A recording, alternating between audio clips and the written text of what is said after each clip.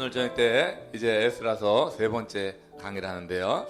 에스라서는 성전 건축에 관한 이제 내용을 다루고 있습니다. 그래서 바벨론에서 돌아온 유대 백성들에게 하나님께서 이제 명령하신 것은 성전을 건축하라. 하나님께서 유다 백성을 바벨론으로 이제 포로로 잡혀가게 하실 뿐만 아니라 70년의 포로 기간을 마치고 다시 돌아오게 하시는데도 하나님이 역사하셨죠. 그러니까 잡혀가게 할 때는 그들이 생수의 근원을 버린 것과 또 스스로 웅덩이를 판 것인데 물을 가두지 못할 웅덩이라고 했어요. 그러니까 하나님을 버리고 우상을 섬긴 것이 그들이 심판받은 죄목이 되어서 70년간 바벨론에 이제 포로로 잡혀가게 되고, 포로로 잡혀가는 과정 속에서 20년이 걸리죠. 1차, 2차, 3차에 걸쳐서 그게 포로로 잡혀가는데, 이제 유대의 지도급 인사들이 잡혀가고 거기서 이제 큰 고난을 겪게 됩니다.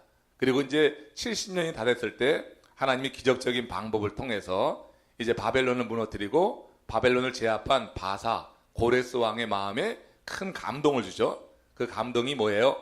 이제 이 나라가 하나님이 내게 주신 것이지 내가 얻은 게 아니다, 이런 생각 속에서 여호와 하나님의 백성들 유대인들을 이제 포로로 잡혀와 있던 그들을 다시 이제 예루살렘으로 돌려보내로 그렇게 이제 행하는 거죠. 그러니까 하나님의 그렇게 감동을 주시니까 잡혀와 있는 그 노동력이 이제 다 고향으로 돌아가게 되는 거예요. 그래서 1차 포로에 돌아온 사람들이 한 5만 명 되고 그것을 이끌어온 사람이 스룹바벨이었어요. 이 스룹바벨이 그 많은 사람들을 이끌고 오는데, 거기서 같이 온 사람들은 이제 하나님의 은혜, 그 명령에 따라서 예루살렘의 하나님의 성전, 다 회파돼서 없어진 하나님의 성전을 다시 재건하겠다고 하는 그런 뜨거운 열망을 가지고, 그런 감동을 가지고 돌아온 사람들이 이제 대부분이었다고 하는 거죠. 그래서 하나님은 고레스의 마음에 감동 줘서 유대 민족을 다시 돌려보내고, 그냥 돌려보낼 뿐만 아니라 고레스의 마음에 또 다른 감동을 줘서 예루살렘에 가서 성전을 건축할 수 있는 기본 준비를 갖춰오게 했어요. 금은 모화를 갖고 오게 하고 성전에 필요한 이제 모든 것들, 기명까지 성전 다 건축된 다음에 쓸 그런 성전 기구까지 돌려보냈단 말이죠. 이렇게 하나님의 역사 속에서 1차 귀한 자들이 돌아오게 되었고, 오늘 이제 이 에스라서 3장에서는 돌아온 1차 귀한 자들이 성전 건축을 시작하는 그런 내용을 이제 다루고 있단 말이에요. 여기에서 이제 오늘 이 본문으로 들어가기 전에 이스라엘의 성전이 3번 건축되거든요. 그 3번 건축되는데 이 3번 건축되는 성전의 이름이 있어요. 그 성전의 이름을 혹시 셋 중에 하나라도 같이 이렇게 알 수 있는 분 계실까요? 자, 성전 건축이 최초의 성전 건축이 어떤 성전 건축이죠? 솔로몬 성전 건축이죠. 솔로몬 성전 건축이 959년에 BC 959년에 솔로몬 성전 건축이에요. 이 건축은 아주 웅장하고 화려한 그런 성전 건축이 되고, 그리고 이제 한 400년 뛰어넘어서 지금 이제 오늘 이 에스라서에 나오는 그 스룹바벨의 주도하에 세워지게 되는 성전이 있어요. 그 성전의 이름은 뭐예요? 그게 이제 스룹바벨 성전이 되는 거예요. 그러니까 솔로몬 성전, 스룹바벨 성전, 그리고 이제 한 500년 정도 또 뛰어서 BC 20년경에 성전이 하나 다시 이름을 갖고 있는 성전이 예루살렘에 세워지게 되는 거예요. 그건 뭐예요? 그게 헤롯 성전이 되는 거예요. 그래서 이스라엘 역사 가운데서 성전이 이렇게 3개, 이름을 가진 예루살렘 성전이 3개에 서게 되는데, 그게 간격이 한 400년, 500년 간격으로 이렇게 세워지게 되는 거예요. 근데 특별히 첫 번째 성전하고 두 번째 성전을 가리켜서 제1성전, 제2성전이라고도 이렇게 구분해서 말해요. 그러니까 제1성전이 솔로몬 성전이 되는 거고 제2성전이 스룹바벨 성전이 되는 거예요. 근데 헤롯 성전을 가리켜서는 제3성전이라고 하질 않아요. 왜냐하면 이제 헤롯 성전은 제2성전이 굉장히 이제 후패되고 또 거기서 잘못 사용됐을 때 하나님께서 이제 그 섭리 가운데 이루어지게 되는 일이죠, 물론. 그런데 헤롯이라고 하는 당시에 이스라엘을 이제 다스리고 있던 로마의 그냥 어떻게 보면 분봉왕이라고, 앞잡이가 되는 거예요. 근데 이 사람이 이제 타 지역 출신이란 말이에요. 유대인이 아니에요. 그 사람이 유대인들의 마음을 얻기 위해서 세운 성전이 헤롯 성전이에요. 자기 이름을 따서. 근데 이 헤롯 성전이 자체적으로 새롭게 지은 것이 아니라 스룹바벨 성전을 리모델링하고 확장해서 아주 웅장하게 그렇게 만들어 놓은 성전이 그 헤롯 성전이 돼요. 그래서 이제 이스라엘 역사 속에서 우리는 성전을 말할 때 제1성전, 제2성전으로만 나누지 제3성전이라고 말하진 않고, 다만 이름을 짓자고 하면은 솔로몬 성전, 그리고 스룹바벨 성전, 그리고 뭐예요? 이제 헤롯 성전이 되는 거예요. 한번 그거 보여드릴게요.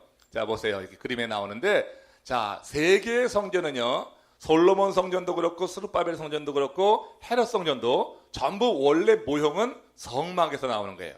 이건 이스라엘 백성들이 광야 40년을 지날 때 하나님께서 만나주신 하나님의 임재의 장소죠. 이게 성막이란 말이에요. 출애굽기 20장 이후에 나오는 그 성막 제작 과정에 따라서 만들어진 게 이 태버너클, 성막이에요. 이 성막의 기본 요소는 뭐냐면 울타리가 있고요. 물론 가운데 성소가 있죠. 성소는 일반 성소랑 지성소로 나뉘게 되는 거, 뒤에 텐트 모양으로 된 거, 그리고 그 앞쪽에 있는 게 물두멍이라고 하고요. 그리고 사람들 많이 모여 있는 데 있는 이것이 번제단이라고 그래요. 그래서 성막의 요소를 들자고 하면 이렇게 나눠보는 거예요. 울타리 있고, 그리고 번제단 있고, 번제단 거쳐서 물두멍으로 가서 물두멍에 손 씻고, 그리고 이제 제사장들이 성소 안으로 들어가는데, 성소 안으로 들어가면 거기에 커튼이 있어가지고 일반 성소랑 지성소로 나눈단 말이에요. 지성소에는 뭐가 있죠? 법궤가 있어요. 지성소에는 법궤가 있단 말이에요. 여기 법궤가 있는 지성소에는 대제사장이 1년에 한 차례 들어가는 거예요. 대속죄일에 들어가서 이스라엘 전체의 죄를 대속하는 일을 지성소에서 했어요. 그러니까 저 뒤에 이제 텐트처럼 보이는 곳에 가운데 커튼이 있어요. 지금 눈에 보이진 않지만 안으로 들어가서 보면 커튼이 가려져 있는 거예요. 그래서 그 지성소 안으로는 함부로 못 들어가는 거예요. 예수님이 십자가에서 돌아가실 때 위에서 성소에 그 휘장이 찢어졌다고 하는데, 찢어진 휘장이 뭐예요? 그게 일반 성소랑 지성소를 가르고 있는 그 커튼이 찢어졌다고 하는 거예요. 그것은 무슨 의미예요? 이제는 대제사장만 나가는 게 아니라 우리가 하나님께 직접 나갈 수 있다고 하는 거, 죄의 문제를 갖고 직접 나가서 대속을 받을 수 있다고 하는 거, 이걸 이제 일러주는 하나의 상징적인 사건이 됐단 말이에요. 아무튼 이 성막이라고 하는 것이 이스라엘 역사 속에서 세 개의 성전, 솔로몬, 그리고 스룹바벨, 그리고요 헤롯, 400년 정도의 간격이 있다고 생각을 하면 돼요. 이렇게 지어진 이 세 개의 성전의 기본적인 그런 요소는 이 성막에 다 있는 거예요. 그래서 아무리 웅장하고 아무리 크고 작든지 이 성막에 있는 요소가 그 성전에 다 포함되어 있는 것을 생각해 보면 돼요. 자, 그래서 다음 장면 보면은 이게 이제 솔로몬 성전이에요. 솔로몬 성전의 모형인데, 이 솔로몬 성전이 지었을 당시는 이스라엘 역사 가운데서 가장 강력한 그런 나라를 형성할 때예요. 그렇죠? 그래서 남북 통일을 이루고 주변 나라에도 많이 이렇게 점령하고 지역을 확장해 나가던, 그래서 굉장히 강력한 왕권이 유지되던 그런 때예요. 이때 다윗이 성전을 짓고 싶은 마음이 있었죠. 그렇죠? 근데 하나님이 그것을 허락하지 않으셨어요. 그 손에 피가 너무 많이 묻었다 해서 성전 건축을 허락하지 않았어요. 그래서 성전 건축은 그의 아들 솔로몬에게 넘어가는 거죠. 근데 솔로몬은 뭐예요? 다윗이 다 준비해 놓은 것, 모든 자재 준비하고 기술자 준비해 놓고 모든 걸 다 갖춘 상태에서 솔로몬은 그냥 짓기만 한 거예요. 그렇지만 그 당시가 굉장히 이 번영을 구가하던 때라서 이 성전 짓는데 아주 자재들이나 모든 것이 최고급이고 화려하고 웅장했다고 하는 것을 우리 한번 생각을 해봐야 되는 거예요. 자, 그래서 이 다윗이 원했던 것을 솔로몬이 성전을 이제 건축하는 그 과정 속에서 우리가 흔히 듣는 얘기가 그런 거예요. 성전 건축에 우리가 참여하는 것도 이건 특별히 은혜가 있어야 된다.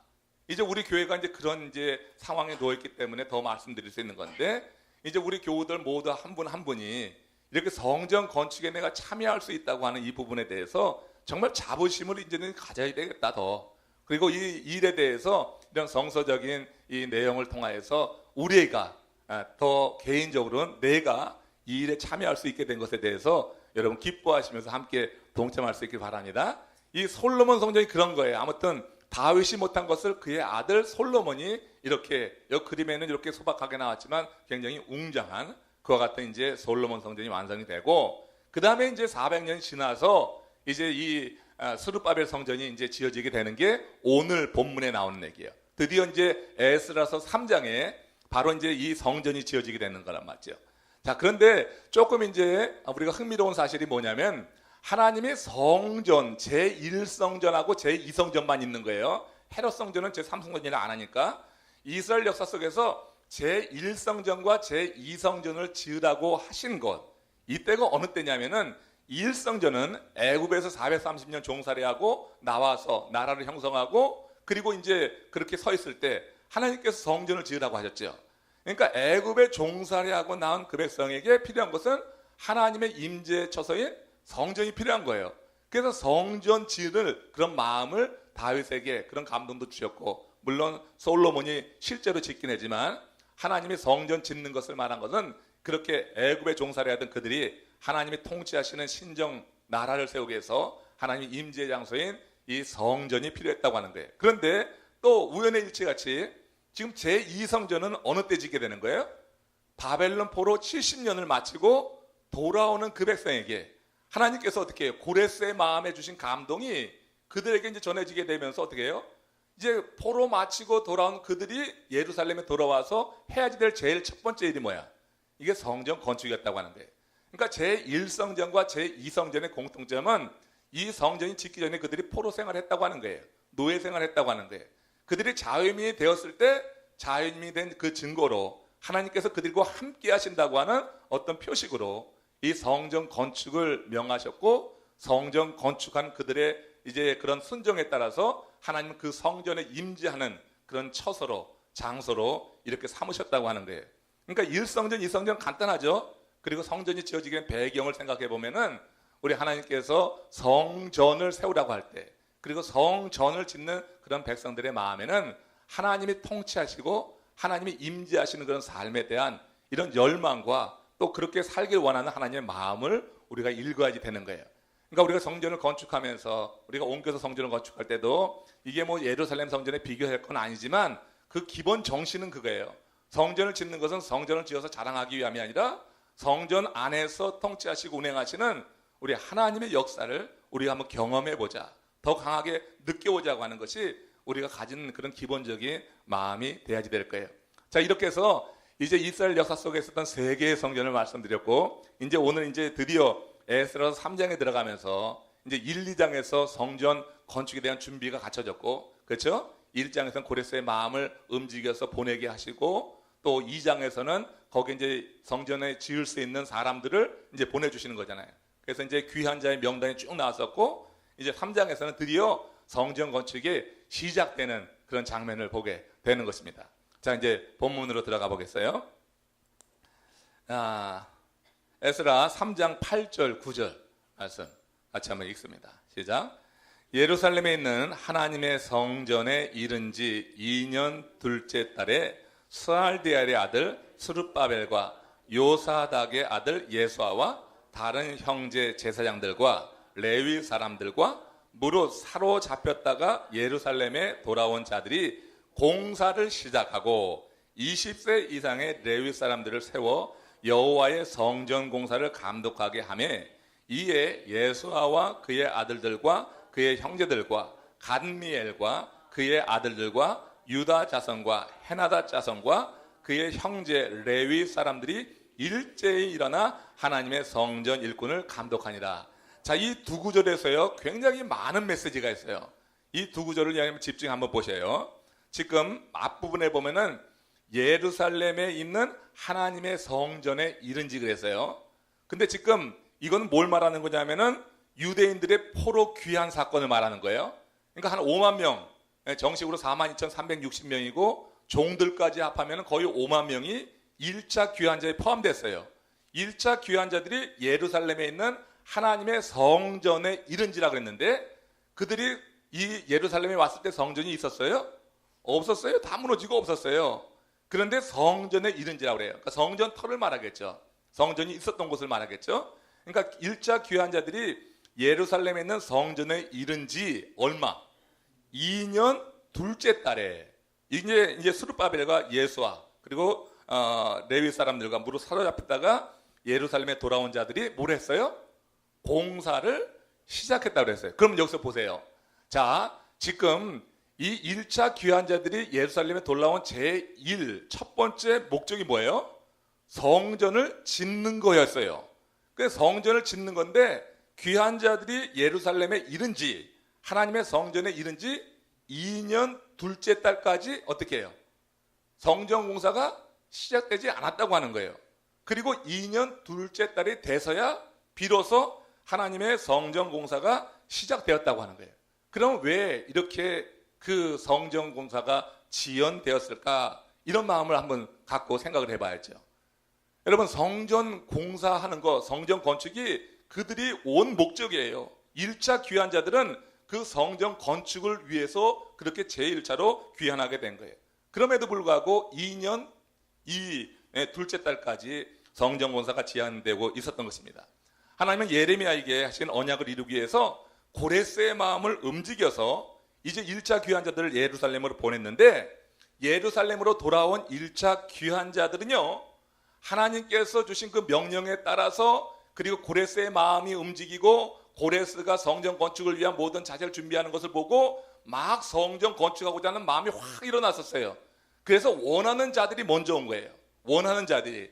그래서 한 5만 명이 왔는데, 그들이 와서 예루살렘 터전에 모여가지고 함께 있으면서 성전 공사를 어떻게 이룰 것인가, 이런 의논을 하고 거기에 집중해 이제 생각을 모아야 될 텐데, 그들이 그러질 않고 2년 둘째 달이나 돼서야 이제 성전 공사가 지연되고 있는 것, 이걸 보면서 그들은 올 때는 그런 뜨거운 마음이 있었어요. 근데 돌아오는 과정이 1400km를 걸어왔어요. 그리고 이제 고향에 왔을 때 그들의 생각에 약간의 변화가 생긴 것이 아니냐. 내 땅에 들어와서 자유롭게 되면서 그들이 안동감을 갖게 되면서 정말로 중요한 그들에게 맡겨진 사명에 대해서 어떻게 식어진 거죠. 사실 그렇게밖에 이해가 안 돼요. 식어졌어요. 근데 식어진 데는 그만한 이유가 있다고 하는 거예요. 우리가 여러분 어떤 영적인 은혜를 받고 내 마음이 막 뜨거워지면은, 그러면 그때 바로 하면은 굉장한 사명도 이룰 수가 있어요. 근데 이게 하루 지체되고 이틀 지체되고 막 지체되다 보면은 싸늘하게 식어버려가지고 그리고 일을 못할 때가 있어요. 이번에 우리 엠마오 캠프 갔다 오신 분들 마음이 막 뜨거움이 있는데, 뜨거움이 있을 때 바로 사역에 들어가는 게 좋더라고.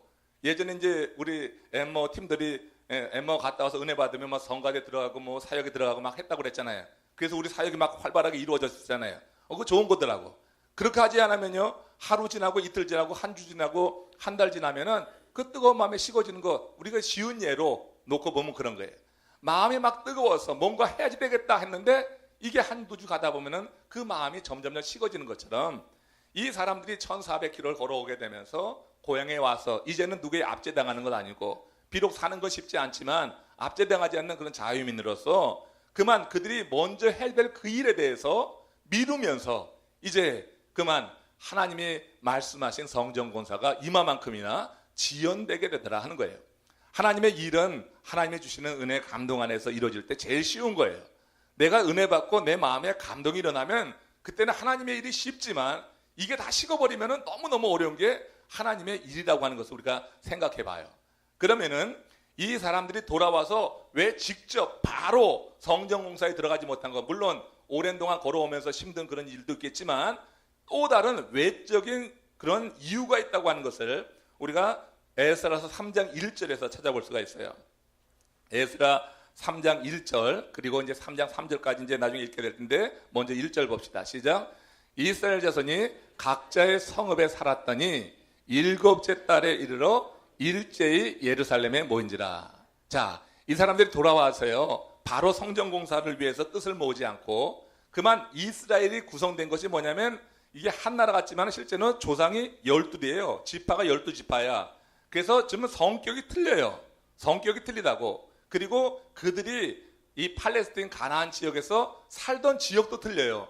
그래서 그 여호수아에 보면은 그들이 사는 지경 경계를 정해주죠. 경계를 못 넘어가게 되어 있어요. 그들이 사는 지역이 따로 있다고요. 돌아왔을 때도 지금 그들이 먼저 한 것은 뭐냐면은, 이제 이 포로 생활하다가 자유민이 되었어요. 돌아온 그들이 바로 성전 건축에 들어가지 못하고 여기서 약간 풀어지게 되면서 어떤 일이 벌어지냐면, 이스라엘 자손이 각자의 성읍에 살았다. 여기서 문제가 생기는 건지, 각자의 성읍에 살았다고 하는 것은 흩어진 거예요. 예루살렘 성전에 이른지, 성전에 이르렀다가 결국 그들의 조상들이 살았던 그 지파별로 나뉘어지게 됐다고 하는 것을 보게 돼요. 그러고 나서 이제 7째 달에 이르러 일제히 예루살렘에 모인지라 했어요. 자, 흩어져 살던 그들이 일곱째 달에 예루살렘에 모인 이유가 뭐냐면은 초막절이라고 하는 그들에게 전해져 내려오는 절기를 지키기 위해서예요. 이 절기는 지금도 그들은 정통 유대인이라고 하면 그 절기가 되면 다 모이거든요. 그러니까 이 절기에 대한 중요성에 대해서 전해 들은 거죠, 부모들에게. 그러면서 이제 이 절기를 지키기 위해서 예루살렘에 와서 일곱째 달이 돼서야 이 절기를 위해서 모인 거야. 이미 모여 있어야 되는데 각자의 성읍에 흩어져 살다가 이 절기가 되어서야 그들이 이렇게 모여들게 되었다고 하는 거예요. 자, 여기에는 나름 이유가 있는 거예요. 에스라서 3장 3절 4절 보십시오. 한번 같이 보겠어요. 자, 시작.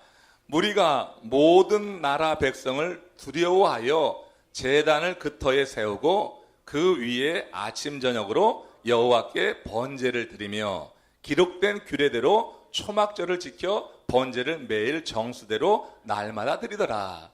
왜 그들이 각자의 그런 그 지역으로 돌아가서 각자의 성읍에 살았었냐면은 이게 바벨론으로 돌아와서 바벨론 귀환해서 예루살렘에 그들이 한때 모여가지고요 있다고 하는 이 자체가 그 주변에 있는 모든 나라, 이게 뭐 이스라엘만 있는 게 아니잖아요.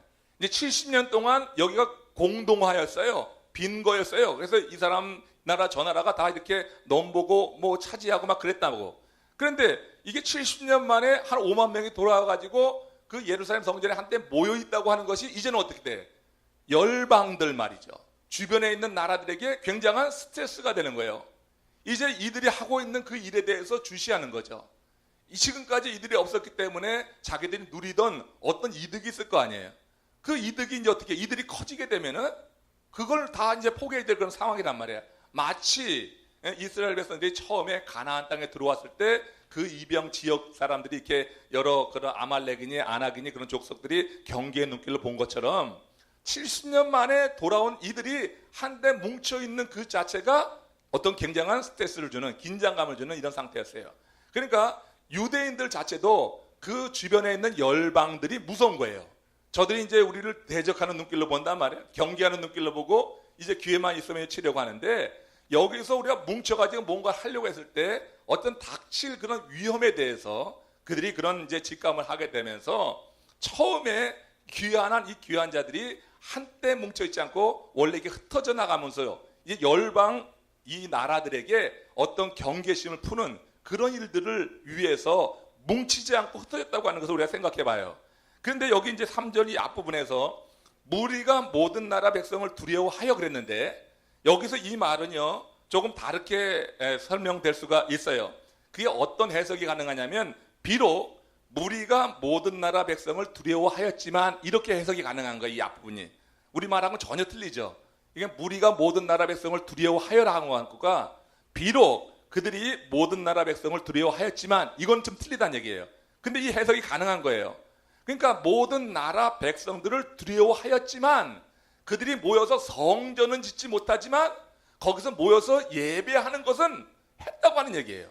그러니까 무서워했기 때문에 모여서 성전 짓는 일을 못했어요. 성전 짓다가 그 성전 짓는 데 집중하면서 이방 나라들에게 공격받을 것을 생각하기 때문에 거기서 모여서 성전 짓는 걸 못하는 거예요. 무슨 말인지 아시겠어요? 성전 짓는 데 집중하다 보면은 싸울 수가 없는 거잖아요. 이방 나라가 무서우면은 군비를 확장하고 군대를 정비하고 하는 게 원칙인데, 거기서 성전이나 짓고 있다가는 큰일 날 수 있어요. 그러니까 이방 나라가 무서워서 성전을 짓지 못하고 이렇게 7째 달까지 밀려나갔었는데, 그들이 꼭 지켜야 되는 이 절기, 하나님 앞에 예배하는 이 절기에 대해서는 첫째 돌아온 귀한 자들은 그 이식이 많은 거예요. 그 고국에 대한 사랑이 있는 거예요. 이스라엘 땅에 대한 애착이 있는 거예요. 그런 사람들이 돌아온 거예요. 그런 사람들이 성전 짓는 것은 이렇게 열국 때문에 무서워서 못한다 할지라도 하나님께 예배하는 일은 그래도 무서워도 해야 되겠다, 이런 생각이 있었어요. 그래서 모여가지고 그들이 그 터 위에다가 제단을 세우고 그 위에 아침 저녁으로 여호와께 번제 드리는 일을 행해 나갔다고 하는 것을 우리가 생각해 봅니다. 여러분, 이것이 중요한 포인트가 되는 거예요. 그들의 터닝 포인트예요. 처음에 왔을 때 그 열정이 사라지고 있었는데 주변 환경 때문에 그렇게 성전 짓고자 하는 그런 마음이 사라지고 각자의 성읍에 가서 살았었는데, 일곱째 달이 되면서 초막절을 지켜야 된다고 하는 거, 이건 예배거든요. 예배를 위해서는 비록 열국이 무섭지만 그들이 모여서 단을 쌓고 예배 드림으로 말미암아 여기서부터 변화가 이루어지게 된다고 하는 거예요. 자, 오랜 동안 걸어와서 피곤해요. 와서 보니까 열국이 무서워요. 그래서 모여서 성전은 못 짓고, 그리고 이제 각자의 마을로 들어가서 살 때 그와 같은 긴장감은 덜했어요. 근데 일곱째 달이 되는데 초막절이 가까워오는 거야. 이건 하나님께 드릴 예배예요. 반드시 드려야 될 거예요.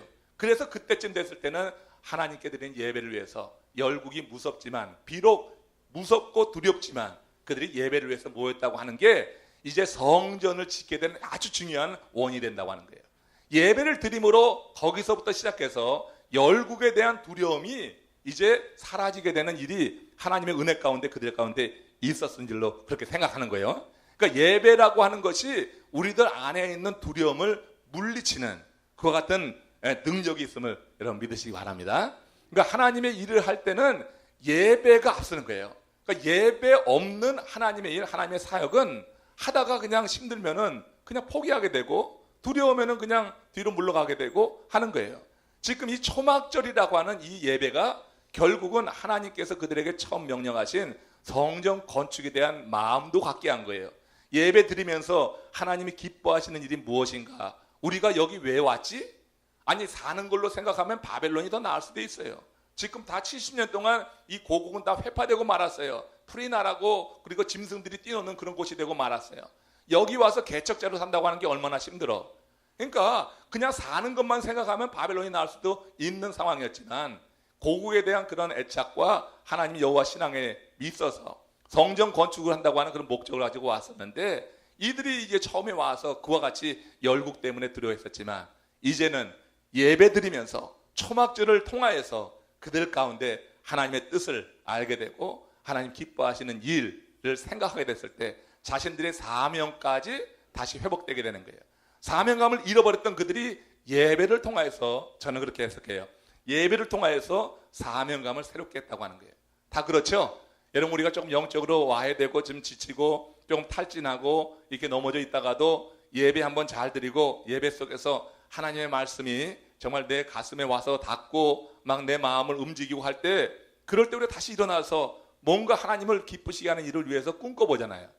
이렇게 여러분 엠마오 캠프 가는 것이 그런 거란 말이에요. 다시 탈진된 거 다시 회복시키고, 그때 아주 큰 도전을 받고 주님 만나 기쁨이 있으면은 이제 다시 해봐야지 하는 그런 힘이 불끈 쏟아오르는 거 아니겠어요? 초막절이 그들에게 그랬다고 생각해요. 일곱째 달까지 그들은 흩어져 살았어요. 바로 해야 될 그 성전 건축이 미뤄지고 있었어요. 그러나 일곱째 달에 초막절을 지키면서 그들에게 변화가 찾아드는 것이고, 그렇게 변화가 서서히 찾아들었고 사명감에 대한 뜻을 채우고 있다가 그들이 마침내 성전 건축을 시작하게 된 것은 시간이 좀 또 흘렀어요. 그렇지만 그 시간은 무의미한 시간은 아니었다고 생각해요. 예배를 드리고 나서 가졌던 생각들, 이제 생각을 모으고 하는 시간들이 있었을 것이고, 이 초막절 이 제사 이후에 그들의 삶의 변화가 일어나게 되면서 이제 이방 눈치 살피는 그 두려워하고 차일피 미루는 이런 상태에서 점점 벗어나게 되면서 마침내 성전을 건축하고자 하는 그와 같은 이제 결정들을 하게 되는 것을 우리가 보게 되는 것입니다. 자, 우리 다시 한번 앞부분을 가서 보세요. 어떤 일이 있었었나? 자, 에스라서 3장 1절 2절 3장 8절 9절 3장 8절 9절 한번 보세요. 다시 보여주세요. 여기 이제 이게 뭐예요?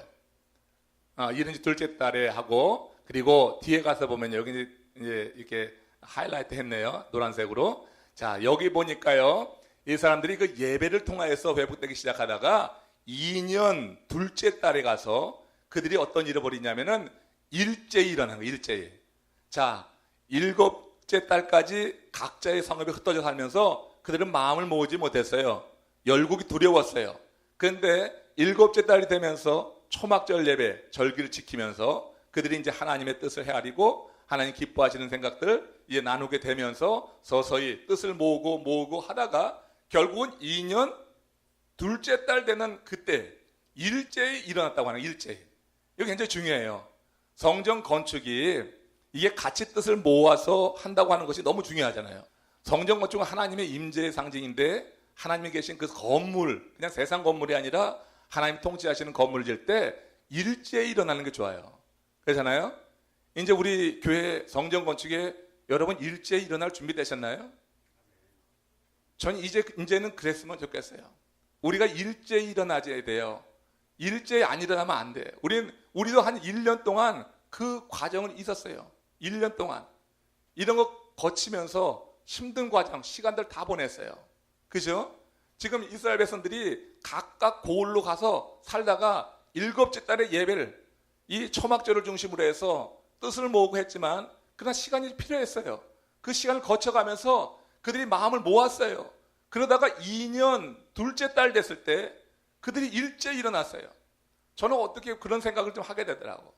우리가 뜻을 모으는데 오랜 시간이 좀 걸렸어요. 생각해보면 우리 교회도 그렇게 이제는 성전 건축을 해서 일제히 일어났으면 좋겠어요.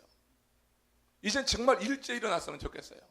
혹시 여기에 대해서 조금 다른 의견이 있었던 사람들이 할지라도 이제는 더 이상 이제는 일제히 일어나야지. 그 하나님의 성전을 온전히 세워야지. 아직까지도 머뭇거려서는 안 되는 거지. 그러니까 초막절을 기점으로 해가지고 변화가 이루어지고 그 시간이 걸렸어요. 거기도 보니까 일제히 일어날 때까지 한 1년 정도의 시간이 걸린 것 같아요. 걸렸어요. 그리고 나서 이제 일제히 일어나는 거예요. 그래서 여기 그 레위 자손들이 하나님의 성전 일꾼들을 감독하니라 이런 말까지 이제 나오게 되는데 여기 이제 이것도 설명이 좀 필요한 건데요. 성전 일꾼들을 감독한다고 하는 것은 공사장에서 그 감독관이 인부 부리듯이 감독하는 게 아니에요. 이건 그런 의미가 아니에요. 여기 감독한다고 하는 건 보살피다, 또 조정하다, 그렇게 중개하다 이런 의미가 있는 단어예요. 감독한다는 게. 그러니까 우리가 일반 공사장에서 그런 어떤 공사관이 인부 다루듯이 막 그냥 강압적으로 그렇게 하는 게 아니더라고는 얘기예요. 이스라엘 백성은 종살이하고 왔어요. 바벨론에서 노예살이 하면서 강압적인 지배를 받았어요. 그런 경험에 있는 그들이 하나님의 성전을 지을 때 하나님이 주신 마음은 그 마음이 아니에요. 하나님의 성전이 세워지는 것은 강압적으로 누구한테 이거 해라 해서 할 일이 아니더라고요. 그렇잖아요. 일제히 일어나려고 하면은요, 그렇게 해서는 일제히 일어나진 않아요. 그러니까 강압적으로 되는 게 아니에요. 여기 성전 일꾼들을 이 레위 20세 이상의 레위 자손들이 감독할 때 이것은 그런 게 아니라 어떻게 하면 잘했을까 보살피고 중개하고 조정하고 그랬다고 하는 얘기예요. 여러분 우리 교회 안에서 섬기는 우리 성도님들 보면 사역에 들어간 분들마다 누구 하나 헌신하지 않는 사람이 있습니까? 그렇잖아요. 어떻게 보면 다 혼자 생각에는 내가 제일 많이 헌신한다고 생각할지 모르겠어요. 저는 교회에 나오는 자체가 나오는 분들에게 성도들 마음 가운데는 그런 게 다 있다고 생각해요. 기본적으로. 그러니까 내가 헌신했는데 누가 더 억압하고 누가 더 강압하고 그러면은 사람이 어긋장이 나는 거잖아요. 이만큼 했는데 또 그래? 그러니까 어긋장이 나는 거예요. 하나님의 사역은 그렇게 해서 이루어지는 것 같지가 않아요. 특별히 이 성전 건축이라고 하는 게 저도 경험했지만은 우리 남불교회 이 성전 건축하면서 더 많이 더 깊게 제가 느끼는 게 이거예요. 강압적으로 될 일은 아니다. 하나님께서 각 사람 마음에 어떤 감동을 주시고 열정을 주셔서 일제히 일어나야지 이게 되지 이게 들쑥날쑥해서는 될 일이 아니다. 그런 생각을 좀 갖게 돼요. 에스라서에서 지금 스룹바벨이 이 성전 건축을 할 때 저는 이 대목에서 나름대로 제가 은혜를 많이 받았어요. 일제히 일어나는 거.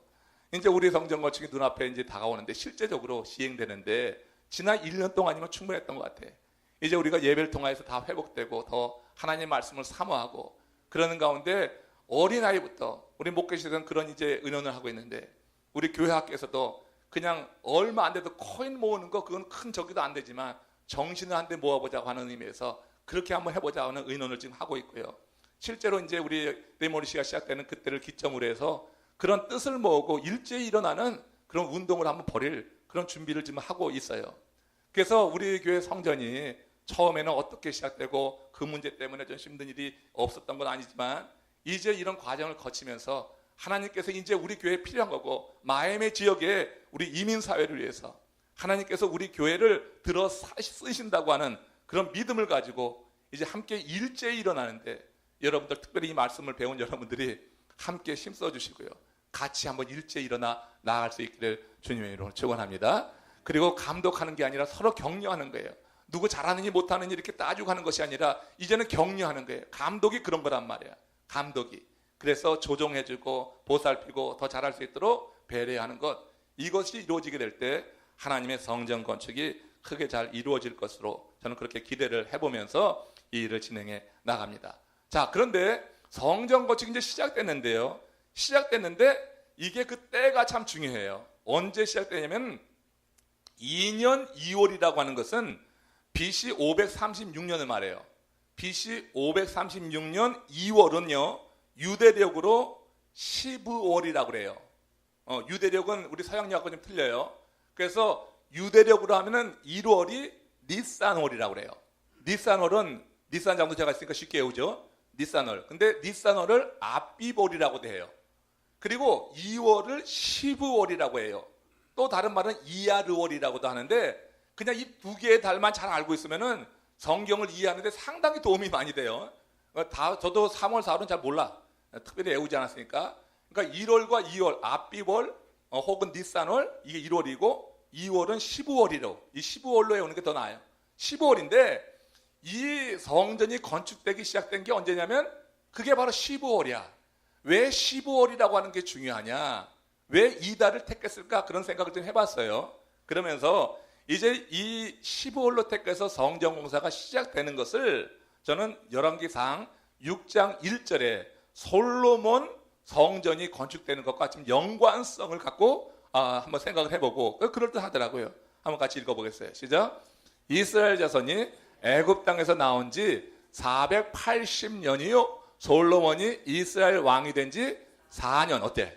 15월 곧 둘째 달에 솔로몬이 여호와를 위하여 성전 건축하기를 시작하였더라. 하나님이 기뻐하시는 성전 건축을 솔로몬이 시작했다고 하는 거예요. 이때가 언제예요? 15월이라고 하는 거예요. 그럼 스룹바벨 성전이 시작된 게 언제예요? 이게 15월이라고 하는 거예요. 그러니까 솔로몬 성전과의 어떤 연관성 같은 거를 생각해 볼 수 있는 그런 대목이 되고요. 또 이게 일반 달력으로 보면은 우리 서양력으로 볼 때는 한 4월에서 5월 사이를 말해요. 15월이. 그러니까 이때가 언제예요? 이스라엘에는 우기가 끝날 때예요. 늦은 비가 끝나는 거 한마디로. 늦은 비가 끝나는, 우기가 끝나는 그때고, 이때부터 건축하기가 좋은 계절이 된단 말이야. 그래서 이런 계절을 닥해서 여기 이제 이 성전 공사가 시작되게 됐다 하는 것을 이제 생각해 볼 수 있고요. 이렇게 시작한 성전 공사가 건축하는 것을 이제 레위인들이 감독하게 되는데, 그 감독이라고 하는 것이 다시 말씀드렸지만 이게 강압적이고 고압적인 것이 아니라 어떻게 하든지 함께 일하는 자들이 잘할 수 있도록 배려하고 조정하는 그런 역할로 감독하게 되었다 하는 것을 여러분 생각해 보시면 됩니다. 그리고 이제 에스라 3장 10절 11절로 넘어가서 보면은, 자, 같이 읽습니다. 시작. 건축자가 여호와의 성전의 기초를 놓을 때 제사장들은 예복을 입고 나팔을 들고 아삽 자손 레위 사람들은 재금을 들고 서서 이스라엘 왕 다윗의 규례대로 여호와를 찬송하되 찬양으로 화답하며 여호와께 감사하며 이르되 주는 지극히 선하심으로 그의 인자하심이 이스라엘에게 영원하시도다니 모든 백성이 여호와의 성전 기초를 놓음을 보고 여호와를 찬송하며 큰 소리로 즐거이 부르더라. 자, 보세요. 건축자가 여호와의 성전의 기초를 놓을 때 제사장들은 어떻게 했어요? 예복을 입었어요. 그리고 나팔을 들었다고 그랬어요. 근데 이 나팔을 들고 나팔 부는 게 굉장히 의미가 있더라고요. 이 나팔에는 이름이 있어요. 그 나팔. 그 나팔은 뭐냐면 금속재로 된 관악기인데 하초치라라고 해. 하초치라고 하는 히브리어를 쓰는데 어떤 뜻이 있냐면은 산산이 부수다 그런 뜻이 있어요. 그러니까 제사장들이 예복을 입고 그리고 나팔을 이제 부는 거예요. 이 관악기 나팔을 부는데 굉장히 날카로운 그리고 크게 들리는 그런 나팔인데 이것을 부는 것이 산산이 부순다고 하는데 뭘 부수냐면 대적들을 부시는 거예요. 그래가지고 성경에서 나팔을 불고 또 큰 소리 함성이 이루어지고 땅이 진동하고 하는 그런 표현들이 있거든요. 한 예로 이제 사무엘상 4절 5절 보세요. 사무엘상 4장 5절 여기 보면 시작. 여호와의 언약궤가 진영에 들어올 때 온 이스라엘이 큰 소리로 외치며 땅이 울린지라 뭐 이런 표현들이 있다고요. 그러니까 나팔을 불 때도 그렇고 그리고 이거 다 뭐냐면은 승리를 암시하는 거예요. 이게 승리를 표현하는 그런 방식이에요. 나팔을 불고 함성을 들고 땅이 울리고 막 이러는 것이 그냥 여호와의 군대가 큰 승리를 거뒀다고 하는 것을 의미하는 거예요. 근데 여러분 한번 생각해 보세요. 지금 한번 가만히 생각해 보자고. 이제 바벨론에서 포로에서 돌아왔어요.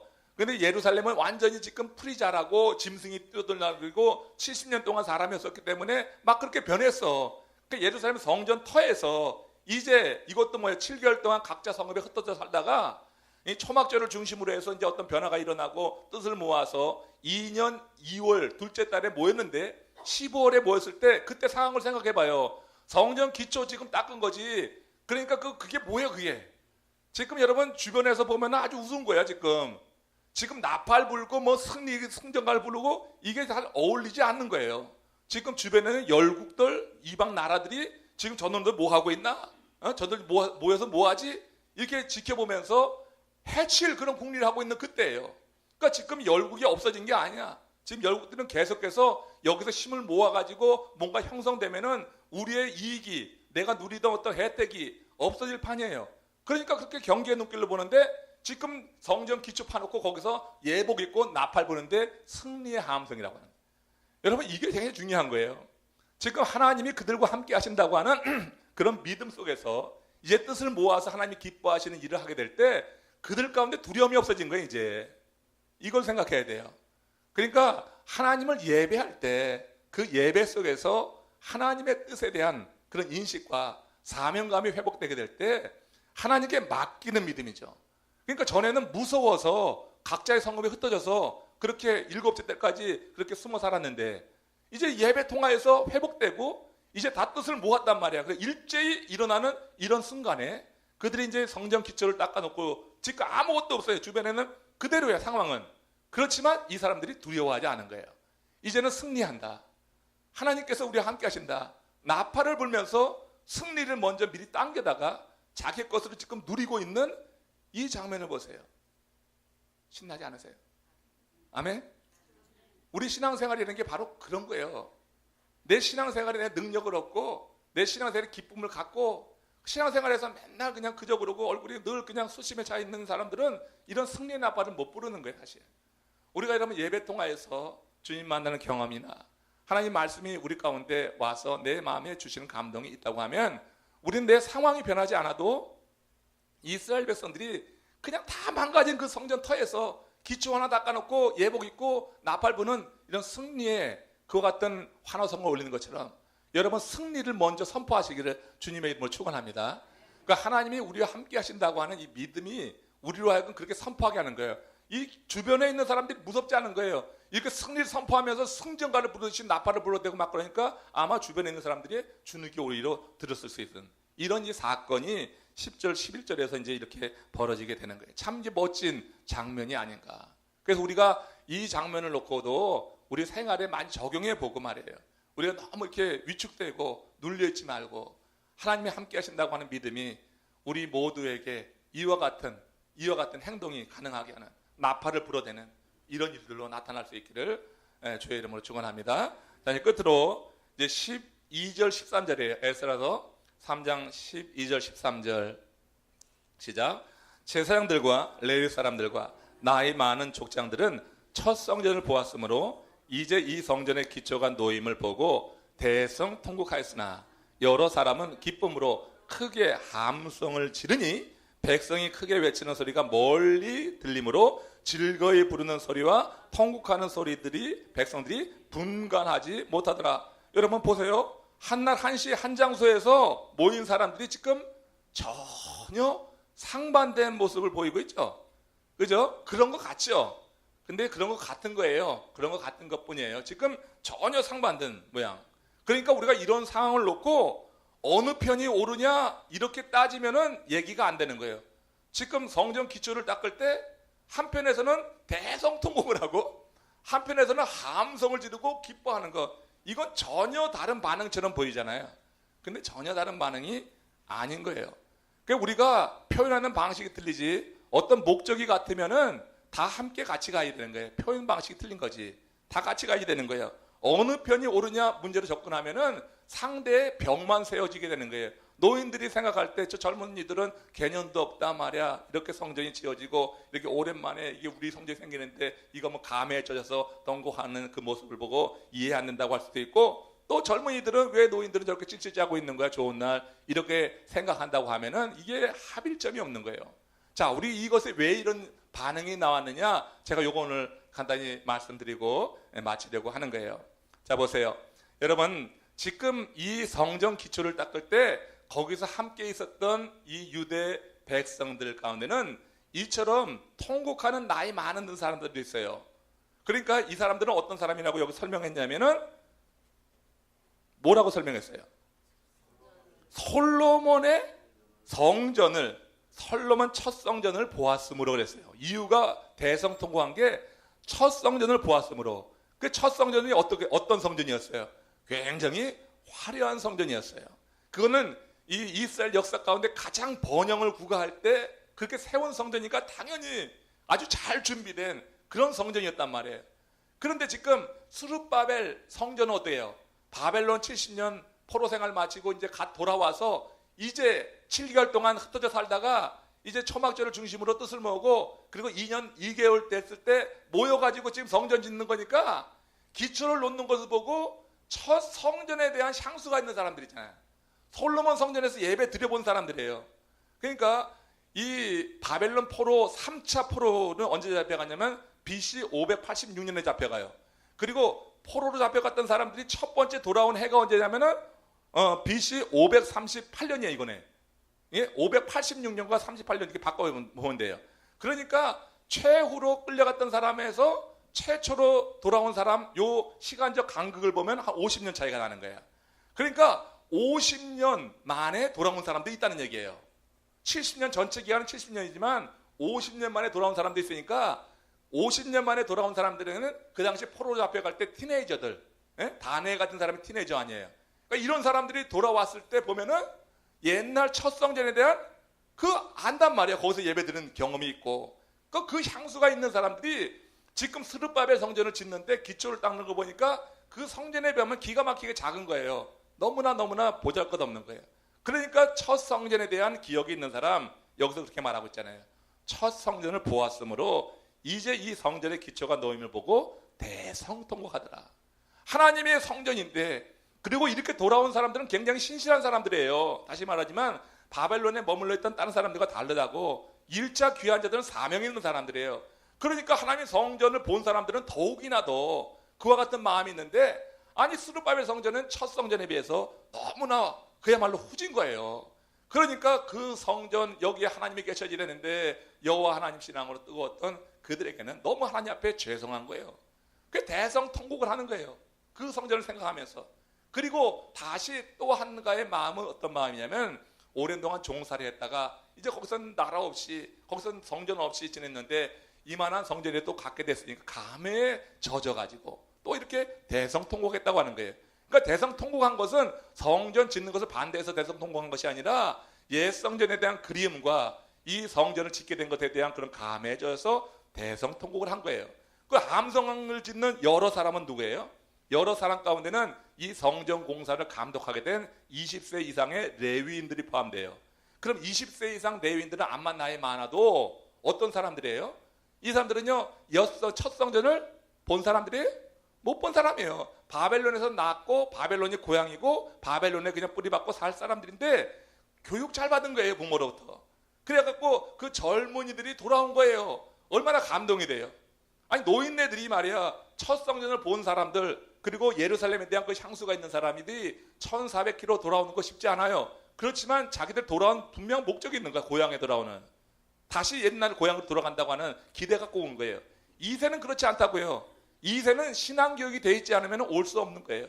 철저한 신앙교육을 받았던 2세들이라. 이 사람들이 돌아온 거예요. 돌아와서 그들은 첫 성전에 대한 기억이 없어요. 물론 얘기는 들었겠지만 실제로 본 거랑은 틀리잖아. 그러니까 첫 성전에 대한 기억이 없으니까 그냥 성전이 지어진다고 하는 것. 그들도 여호와 하나님 신앙으로 굳건히 세워져 있고 하나님 말씀을 따를 준비가 되어 있는 사람들이에요. 그들이 이제 성전 감독을 하게 되는데 성전을 짓는 이 기초를 볼 때 그들은 너무나 기뻐서 함성을 지르는 거예요. 그러니까 통곡을 하든 함성을 지르든 하나님의 약속이 이루어졌다고 하는 것.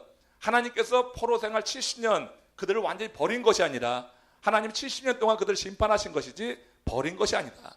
하나님은 이제 그들을 회복시켜준다고 하는 증거로 이 성전 공사를 봐야지 그렇지 않고 이제 여기서 이제 이 다른 반응을 보면서 다르게 접근하게 될 때는 이 일을 하면서 문제가 생기는 거예요. 우리 하나님의 약속이 이루어진 것으로 성전 기초가 쌓여지는 것을 보고 한쪽은 대성통곡하고 한쪽은 또 뭐예요? 이제 함성을 지르고, 다 하나님의 약속이 이루어지는 그런 측면에서 보면은 우리가 충분히 이해할 수 있고, 우리도 함께 기뻐하면서 이 아름다운 일이 이루어지는 것에 대해서 우리가 마음으로 같이 기뻐하면서, 우리 인생 가운데도 언제든지 어떤 일이 일어날지 모르는데 하나님의 약속을 붙잡는 자에게 하나님께서는 그 약속을 마침내 이루어 주시는구나, 성전 기초가 닦여지는 그 모습 속에서 이렇게 하나님의 약속이 성취되는 것을 이제 우리는 생각해 보면서 우리가 함께 이 본문을 이해한다고 하면 또 다른 은혜가 분명히 될 것이다. 상응된 반응이 있지만 그러나 그들 다 하나님의 약속이 이루어지는 것에 대한 분명한 인식을 갖고 있었고, 그 믿음을 그 현장에서 이제 확인하면서 이렇게 통곡도 하고 또 기뻐하며 소리도 지르었을 것이다, 이런 생각을 한다고 하면 참 의미가 있어요. 좀 시간이 갔지만 매우 중요한 거라 5분만 제가 더 쓰고 이제 마치겠어요. 이 대성 통곡하는 이 부분에 대해서 하나님께서 이제 그 장면에 대한, 그 장면을 보는 그 성전 건축 리더였던 스룹바벨을 생각하셔서 하신 말씀이 있어요. 그러니까 이런 일이 일어나는 것에 대해서 하나님이 스룹바벨을 위로하는 거예요. 그러니까 스룹바벨은 젊은 사람이거든요. 근데 돌아온 사람들이, 또 이 노인들이, 첫 성전을 본 사람들이 성전 기초파는데 대성통곡하니까 당황하는 거지, 당황. 왜 이러나 당황하는 그런 스룹바벨에 대해서 하나님이 학개 선지자를 통하여서 주신 말씀이 있더라고요. 이게 참 은혜가 되니까 여기까지 하고 마칩시다. 자, 학개서 2장 2, 3절 말씀 보세요. 시작. 너는 스알디알의 아들 유다 총독 스룹바벨과 여호사닥의 아들 대제사장 여호수아와 남은 백성에게 말하여 이르라. 너희 가운데 남아있는 자 중에서 이 성전의 이전 영광을 본 자가 누구냐? 이제 이것이 너희에게 어떻게 보이느냐? 이것이 너희에게 보잘것없지 아니하냐? 이런 사람들이 있을 것을 아신 거예요. 그래서 스룹바벨에게 이렇게 말씀을 주셨죠. 자, 이 성전이 옛 성전에 비하면 보잘것없지 아니하냐? 그러니까 보잘것없다고 하는, 그렇게 느낀 사람들이 지금 대성통곡하고 있는 것이에요. 이들에 대해서 하나님이 이미 학개 선지자를 통해서 위로의 말씀을 주시는 거, 그 다음 구절이에요. 학개 2장 2, 4절 시작. 그러나 여호와가 이르노라. 스룹바벨아 스스로 굳세게 할지어다. 여호사닥의 아들 대제사장 여호수아야 스스로 굳세게 할지어다. 여호와의 말이니라. 이 땅 모든 백성아 스스로 굳세게 할지어다. 일할지어다. 내가 너희와 함께 하노라. 만군의 여호와의 말이니라. 하나님은요, 스룹바벨의 마음이 무너지는 것을 제일 경계하셨어요. 스룹바벨이 리더예요. 성전 건축 총광사 관리자예요. 이 스룹바벨이 대성통곡하는 저 사람들 이해하지 못하고 왜 저러나 하고 당황해서 이 성전 공사가 진행되는 것이 차질을 빚을 것, 이것을 염려하신 하나님이 어떻게 학개 선지자에게 주신 말씀이에요. 스룹바벨아 어떻게 하라고 그랬어요? 스스로 굳세게 하라. 여호와의 말이니라. 예? 그러면서 스스로 굳게 하라. 왜 스스로 굳게 하냐? 내가 너희와 함께 할 것이다. 지금 성전이 작다고, 터가 작다고 대성통곡하는 사람들이 있지만 그것으로 인하여서, 이런 반응 때문에 네 자신이 약해지지 말라 얘기해요. 이런 사람들의 반응을 보면 사실은 앞서갈 때 굉장히 당황스러울 때가 있는 거 아니에요. 대성통곡하는 게 잘못됐다고 느낄 수가 있게 들린단 말이에요. 같이 기뻐하지 않고 대성통곡하는 모습 보면은 이게 김 빠지는 거 아니에요. 그러니까 여기서 하나님께서 학개 선지자를 통해서 주신 말씀은 스스로 굳세게 하라는 거예요. 스스로. 그리고 실제로 대성통곡하는 게 반대해서가 아니라, 대성통곡하는 것이 하나님의 성전이 옛 성전에 비해서 작음으로 인해서 그것이 너무나 마음이 아파서 통곡하는 것이고 감해져서 통곡하는 것이다 하는 그런 말은 여기 있지 않지만은, 이제 그런 이해를 갖게 하시기 위해서 내가 너희와 함께 하노라 하는 이 말씀으로 지금 이 스룹바벨을 위로하고 세워서 리더로서, 그 책임자로서 그 사역을 끝까지 감당하도록 돕는 하나님의 배려가 보이잖아요.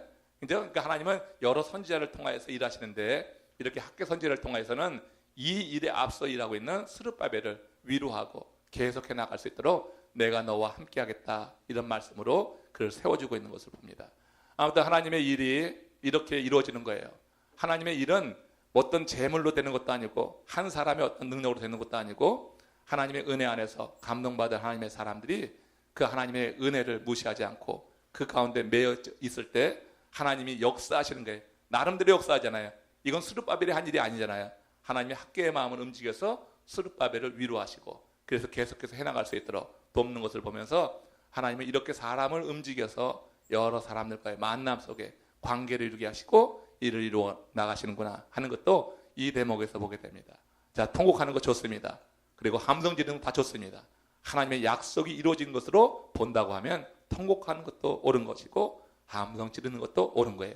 하나님의 약속이라고 하는 관점에서 우리의 사역을 생각해보고 우리가 행하는 일을 그렇게 더욱더 깊게 생각해보는 이번 한 주간 되시기를 주님의 이름으로 축원합니다.